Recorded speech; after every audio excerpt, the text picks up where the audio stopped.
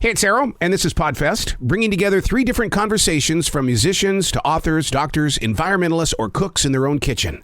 It's real people with real stories. Podfest number 50 features Rock and Roll Hall of Famer Nils Lofgren from the E Street Band.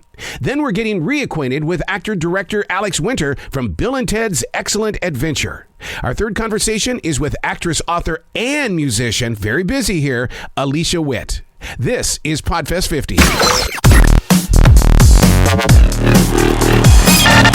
Nils, why did you do something? Hey, this is Arroe. We are unplugged and totally uncut with Nils Lofgren. If I say it, it's so. If I say it, it's so. Hello, how are you? Doing very well, Nils. How's it feel to be the most famous accordion player of all time? Well, I thought that was Myron Flourn. Feels good to play accordion in rock and roll. It was a great instrument from 5 to 15. My folks financed classical lessons and led to some great moments playing, with the Ringo Starr Band. Broke out the accordion occasionally with Neil Young. And when we were doing After the Gold Rush, I was just 18 years old, my first year on the road with Grin, and got the great call to do the After the Gold Rush record with Neil Young. And he and David Briggs said I would be playing acoustic guitar, singing, and playing piano. And when I told them I wasn't a professional pianist, they reminded me of my accordion history and felt because of that, I might be able to come up with some solid, simple parts that would work. And they had more faith in me than I did. So another tip of the hat to the accordion days. Absolutely. You grew up with a classical and a jazz background. How much has that influenced when you sit down with Bruce and he comes up with that New Jersey kind of a sound and you go, have you ever thought about this? Well, after the waltzes and polkas when I was 5, you move into classical or jazz. And for me, it was mostly classical with a little bit of jazz. But I think naturally, I think very melodically and rhythmically. And I found when I picked up the blues and fell in love with the guitar, always felt like there was a sense of melody in there. And I think that was really obviously encouraged and blossomed at a lot earlier age thanks to the accordion. And look, I love Bruce's music. I think more than any virtuoso abilities, except maybe with Roy Bittan, who's just extraordinary.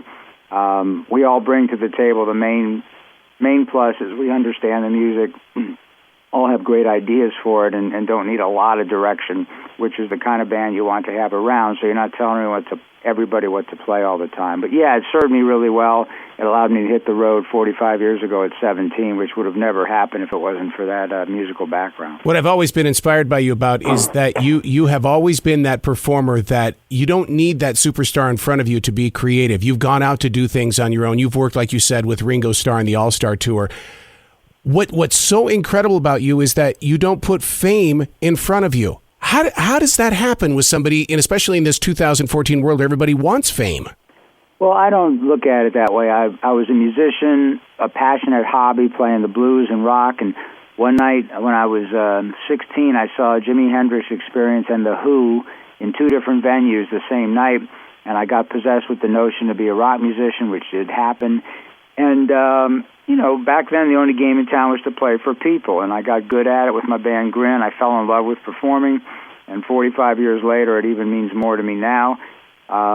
So it just turned out to be a blessing. I've been doing my own music with my band Grin or my solo work. 20 years ago, I parted ways with record companies, and I have a website, nilslofgren.com. I've regularly put out music. I think my last album, Old School, was my best. And I just keep trying to get better at what I do. I did find out at a young age, thanks to Neil Young, that if I love the music and the people, it's nice not to always be the band leader, because then you're stuck with all the lead work and the lead singing. And being in someone else's great band, you get into delve into harmony singing. Right now, when Steve came back in the band in '99, I learned a little pedal steel, dobro, lap steel, bottleneck, banjo. I'm a beginner at all that, but it's more tools to put in the E Street toolbox. And when I come to my own music, a couple years ago, the first bottleneck dobro song I ever wrote was a birthday gift from my wife, Amy. Months later, it turned into a duet with Willie Nelson and the Lofgren brothers on my album Sacred Weapon, which is, of course, part of this 45-year box set retrospective that's coming out on Fantasy. So it's been a great ride, and when I work with other bands, it's very exciting and engaging, and when I get back to my own music, I'm kind of refreshed and rejuvenated and excited about my next chapter, but I'm not musically rusty. I'm very sharp because of liaisons with other bands. What is it about Chicago that creates that sound that seems to influence the rest of the nation? What is that Chicago sound? I don't know. I think it's, basically the famous part of it was the early blues and just that visceral, powerful, emotional thing. I think Chicago is a great city. I was born there, lived there for 8 years before I moved to D.C., and, I remember at the cellar doors seeing Muddy Waters, who let me stand in the corner and watch him play cards in the dressing room before two of the most powerful shows I ever saw. And all that stuff just imprinted me. The spirit is go out and play for people and do something special for them. And, any notoriety that comes from that is secondary, but the goal is to share music. And the best place to do that is in front of an audience live. And that still is what I love most about my job. And I'm hoping, when we take a break with E Street, I'll get out this summer and do some playing of my own and promote this box set, Face the Music, which is out May 27, which surprisingly, 189-track retrospective of 45 years with 40 bonus tracks no one's ever heard, and very excited about it and grateful the company let me handpick every track. I personally signed and autographed every one of the first limited number of releases, so couldn't be prouder of it and more excited about a project getting back with Fantasy Records after 20 years and doing something that's very comprehensive of my entire career. See, that's what I like about modern day technology, like with iHeartRadio, is that when I type in your name, I get to experience you. And now that you're putting out this collection of music, now we really get to see the artist that you are. How much of you has influenced people like Tom Morello coming into the band? Have you sat down with him and said, hey, good, but this is well, Tom's a great guitarist, and we've been standing next to each other for months now playing, and regularly I'll sit down and say, hey, what the hell were you doing there? And once in a while he'll actually ask me what I was doing. Most of it is just doing homework, trying to do what I went through when I joined the band with only 4 weeks' notice. Just tips on helping Tom navigate coming to the band, and there's no time to get on top of 100 songs, let alone 300. So it's fun to have somebody that just kind of discovers how cool it is to play inside the band with Bruce and all that talent. And Tom's doing a great job with us, subbing for Steve.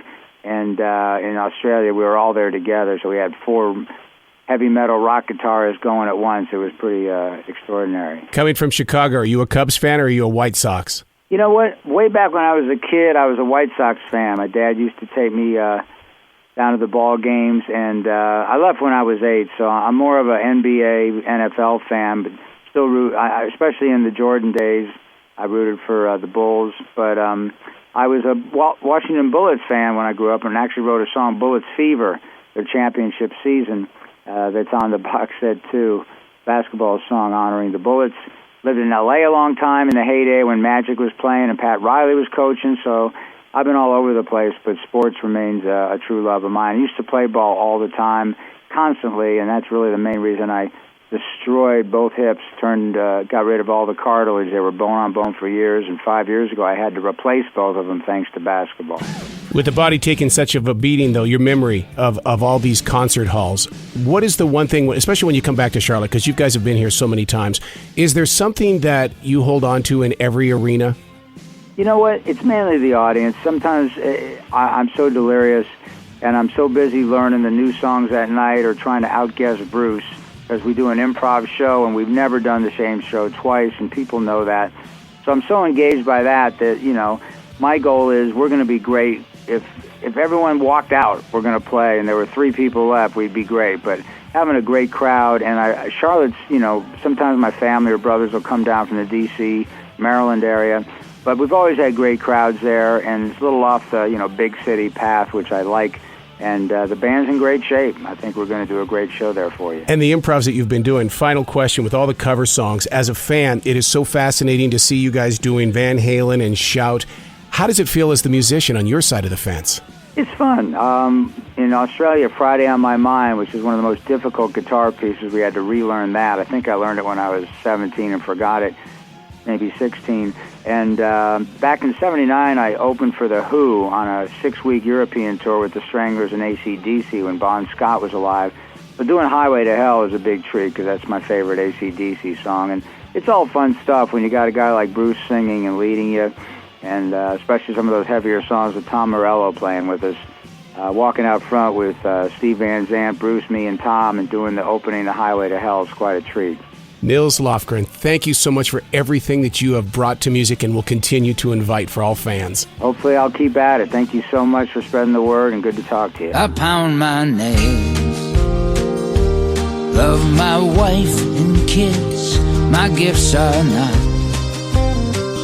as grand as yours. Still this and every song you sing heals our troubled hearts. We miss you, Ray. I miss you, Ray.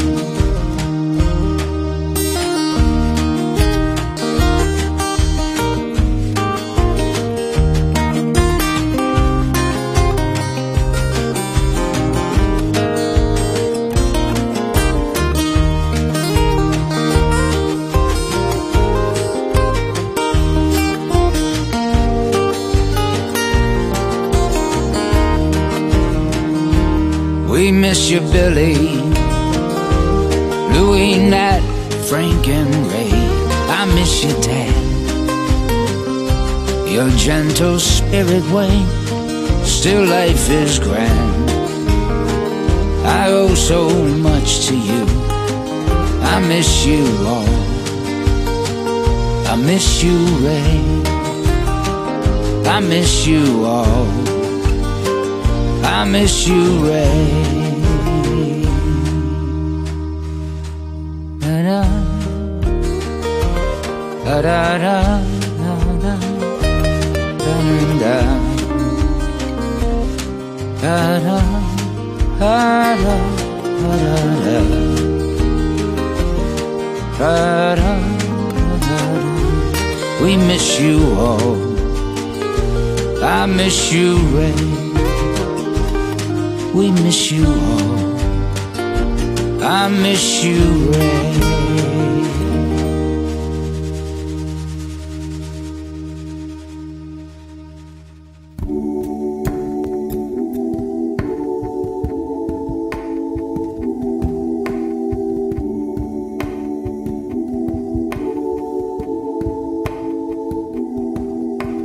One last time from Freddie's joint, we drove out to Lover's Point, shared our last kiss eye to eye, spoke of tender times long past, said they weren't meant to last, too many different needs to satisfy. She wants new shoulders to cry on, new backseat to lie on, and she always gets her way. She wants to see other guys, get lost in other eyes, babies in the black books. Yes, she's in the black books today.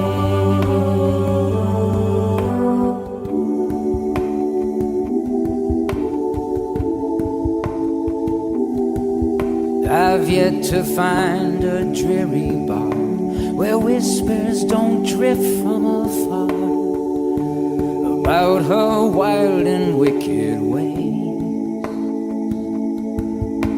The hardest truths don't have a why. Often true love will just die and leave a grief to haunt the lonely nights and days.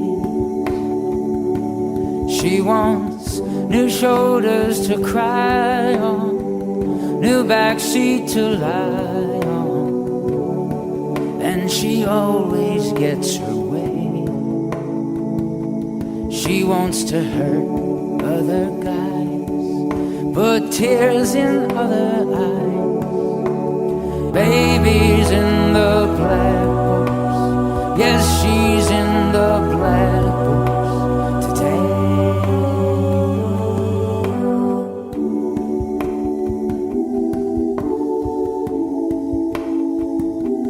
She wants to hurt other guys, put tears in other eyes, babies in the black books. Yes, she's in the black books today.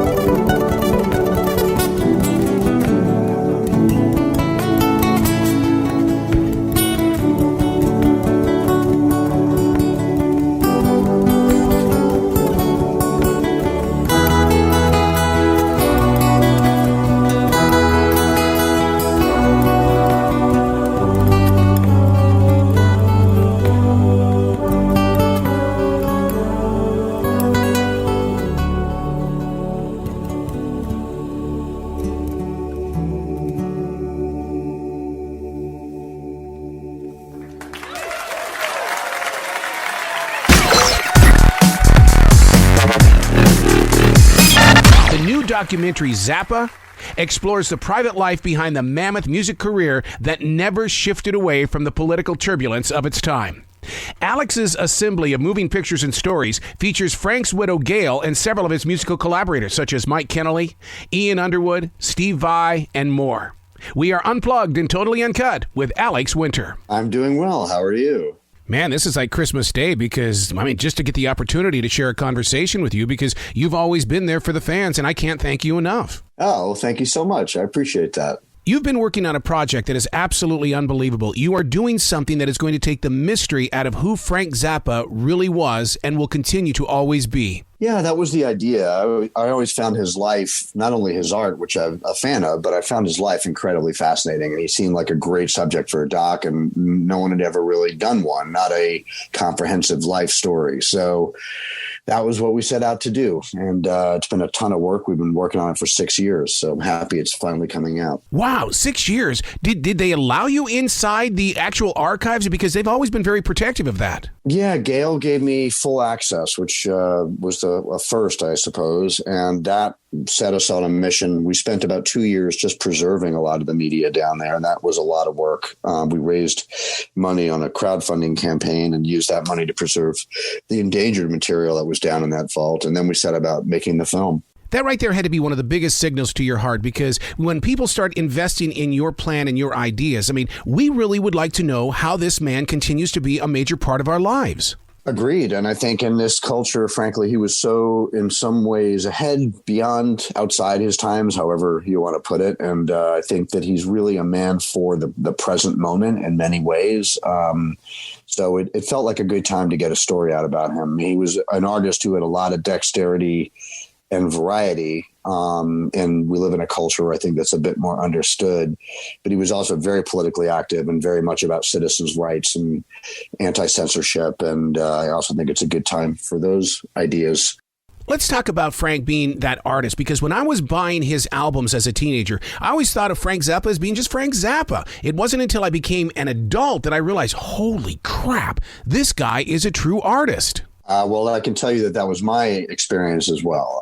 I came up, I'm old enough to have come up in the 70s. I remember seeing him on SNL, both of his SNL appearances, and thinking he was really cool and really funny, and his music was great. But the scope of his artistry, I didn't really hit me until I was in my 20s. And then it's a very deep journey that just grows and grows, because he was extremely prolific as an artist.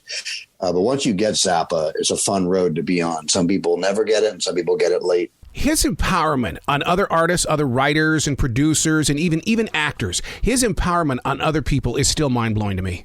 Yeah, he had a huge influence on artists in an incredibly broad spectrum, from rock musicians, classical musicians, jazz musicians, and then filmmakers and writers and you name it, actors. As soon as I threw my hat in the ring to do this, people were coming out of the woodwork that I had no idea were lifelong Zappa devotees, just to tell me how much his work had meant to them and how inspiring it had been for them. So I found that really gratifying. Did you get to be with any of the instruments? And the reason why I bring that up is because those instruments were an extension to his imagination. Yes, I did, luckily, because I was doing a lot of the archival preservation work, and I began to film Gail and hang around the Zappa house back at the beginning of 2015. So they subsequently sold that house and are not there anymore. But a lot of it had just been left the way Zappa left it. So the UMRK, the recording studio in the house was pretty much the same. His rehearsal studio was the same. And there was beautiful instruments down there. His piano that had a whole extra octave on it, quite famous piano that he had was down there, and all kinds of musical instruments that were pretty extraordinary to get up close with. Everybody knows I'm a weird guy, and everybody knows that I believe in ghosts. When you walk into that room, was Frank Zappa's ghost there? Because I just truly believe that the man's spirit has turned into your calling. The spirit of Zappa was absolutely in the house, and we really felt it while we were cutting. We were in so much of his personal media, really intimate. So, stuff from all the way back from his mom and dad's wedding films, everything, photographs, flat art, things that he painted, and even physical things that he sculpted and made, everything. We had access to everything. So you really end up immersed in someone's life, and you certainly do feel their energy around you as you're working. So it was a very moving experience in that way. To be physically in the presence of his writing. I'm one of those guys who has to feel the depth of that pen meeting paper. What was that like for you? Yeah, he happened to be, I discovered a lot of things about him I didn't know. One of those was that he was an extraordinarily talented artist, draftsman and painter. And even his penmanship was really beautiful. It's not surprising when you think about it, because he did start writing orchestral scores when he was very, very young, and those are exquisite to look at, and they're all hand done. So that work is really beautiful. That's why we used it in the film. We get into the period where he in his 20s, when he was briefly working for a greeting card company, and he was actually painting and drawing and penning the cards himself. So, he really could have had a career doing that just fine. He's very good at it. And he's very witty. So you can imagine the kind of greeting cards he made. They were very sharp. So yeah, all of that was really, really fun to work in. But he started out as an artist making films when he was very young, early teens, and he would shoot 8mm and Super 8, and he would cut that stuff himself, and he'd recut it, and he'd draw on it, and do very Zappa-like things to the film. So that was also fun to play around in. Being that close to everything, man, did you giggle like a child? Come on, you're a creative man with a creative heart. Yeah, we did every day for years. Now, you can't let this Zappa project be your last documentary, man. You've opened up a brand new door for we people who love music. What's next for you? Well, I have a lot going on. This has been a very busy year for me and my company just making. We've had 3 movies come out this year, and releasing movies into a pandemic is very complicated. So we put out Showbiz Kids, the doc on children and show business on HBO, and Bill and Ted 3 is out now, and that we released that into a pandemic, and that's been doing very well, which we're very grateful for. And now Zappa, which is a titanic undertaking. So we've been pretty busy with distribution. We're developing the movies we're going to shoot, the docs we're going to work on next year. And we're just getting those kind of in the pipeline and ready to go. But all of our energy has been focused on getting these films out right. I got to tell you what, dude, I did a movie promotion and I was right there and I saw Bill and Ted, the 3rd installment, right there in that theater. And that was my first movie since COVID started. And man, and then to be talking with you today. Oh, thanks. Likewise. I really appreciate being on, and I'm grateful that we got this stuff out there in this crazy, crazy time. Seriously, dude, I'm just so glad that you are pushing through this storm and you are not saying no to creativity. Oh, likewise. Thank you so much. I appreciate that. You be brilliant, okay, dude? Everyone be safe out there. We are unplugged and totally uncut with Alicia Witt. I am great. Great. That's absolutely fantastic. Before we even get started, I got to ask you, with everything that you do, the creativity that comes from you, is there a storyteller inside of you that is finding every one of these stages? Because it just seems like your storytelling is just amazing. That is the biggest compliment. Thank you. I love telling stories and I love connecting to other human beings. So I feel like there's a way that I can do both of those things in a song that I haven't quite tapped into when it comes to just having an ordinary conversation with somebody. When you're creating with the music and stuff like that on that beautiful piano, do you find yourself kind of like in a Twitter generation in the way that the words have got to fit the melody and it's got the rhythm and the rhyme and all that kind of stuff? Because, I mean, you're also a book writer. I mean, so I always wonder what happens between the two personalities. Oh, I think the craft of each of those is so different, but they're both about communicating and connecting. There's a magic, though, about knowing I have this idea and I need to say it in 3.5 to 4 minutes and hopefully arrange it in such a way with a melody that is going to stick into people's heads to where the story that I'm trying to tell will resonate.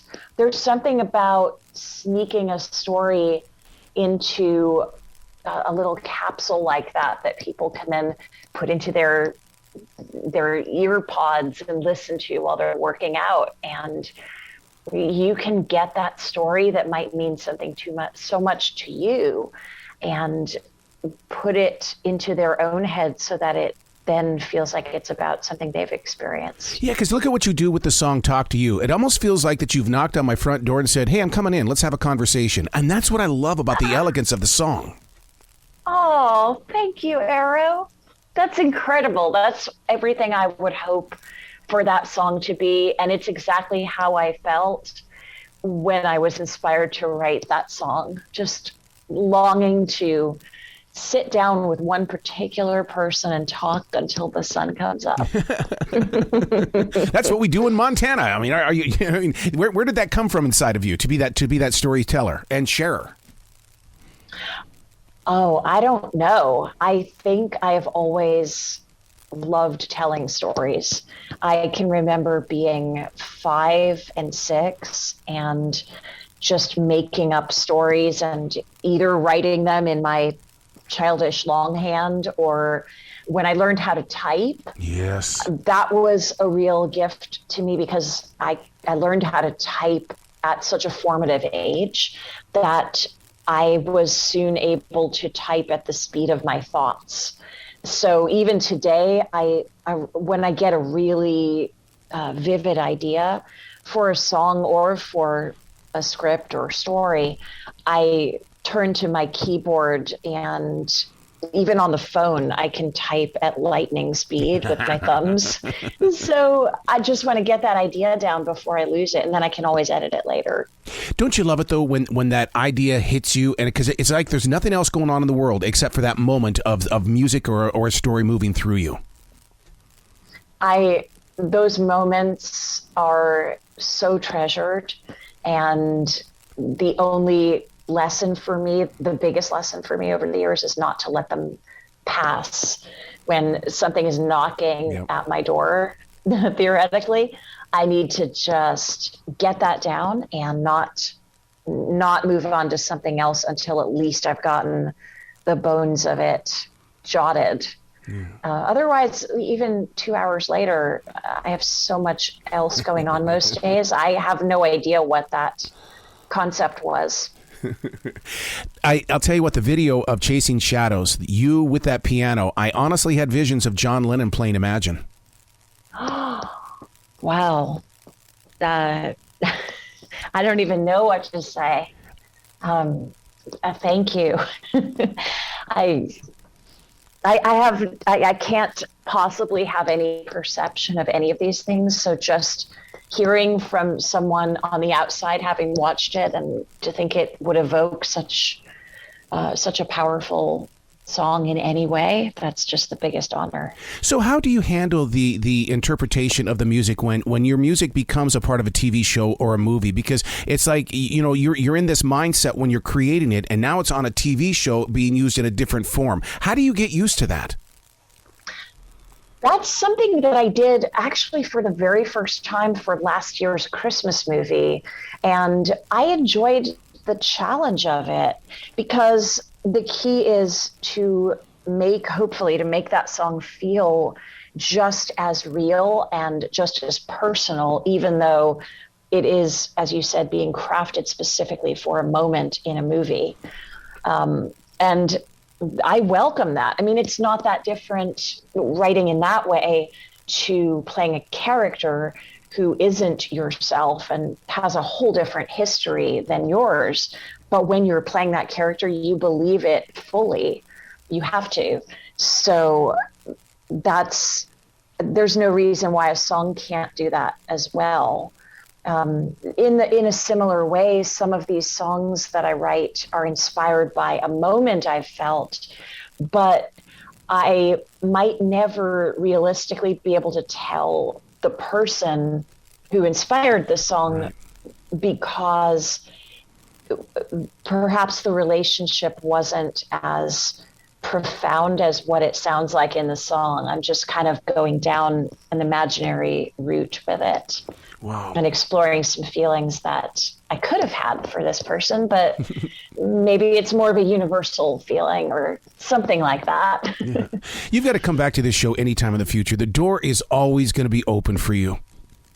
I love talking with you, and thank you for these incredibly insightful questions. I really appreciate it. You bet. You be brilliant today, okay?